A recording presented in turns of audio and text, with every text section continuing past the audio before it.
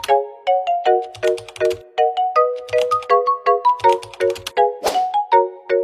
everyone, I am the Group 5 reporter. Critical Accident Appraisal. While this form of assessment takes longer for the manager, it may be useful presenting concrete example of conduct.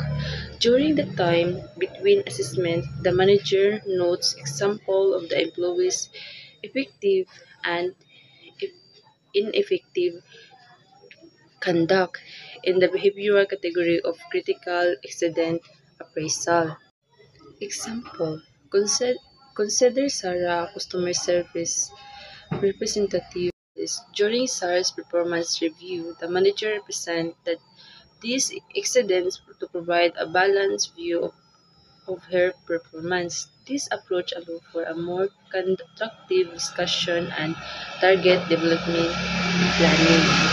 Ang ikaduha is ang checklist skills. System a checklist approach for a performance assessment reduce although the subjectivity will still present in his short of rating subjectivity. A checklist skills as a series of questions to which the manager simply replies yes or no.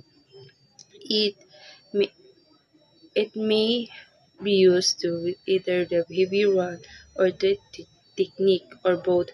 An disadvantage of this format it is does not allow for more comprehensive response and analysis of the performance criteria used unless it is used to conjunction with other approaches such as essay ratings.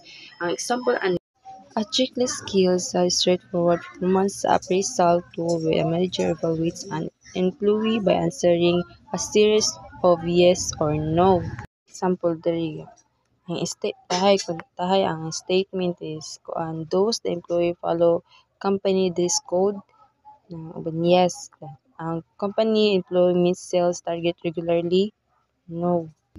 Kung unless of statement or question related the job performance is prepared, the manager indicates whether each statement applies to the employee.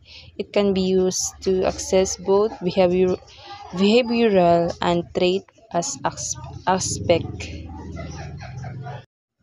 Katulo is ang essay appraisal.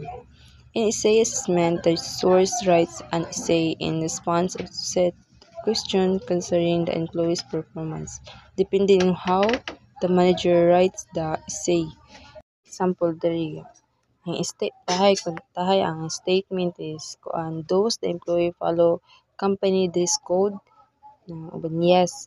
Ang company employee meets sales target regularly? No.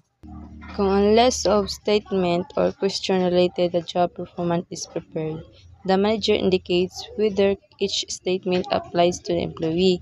It can be used to assess both behavioral and trait as aspect. Katulo is ang essay appraisal.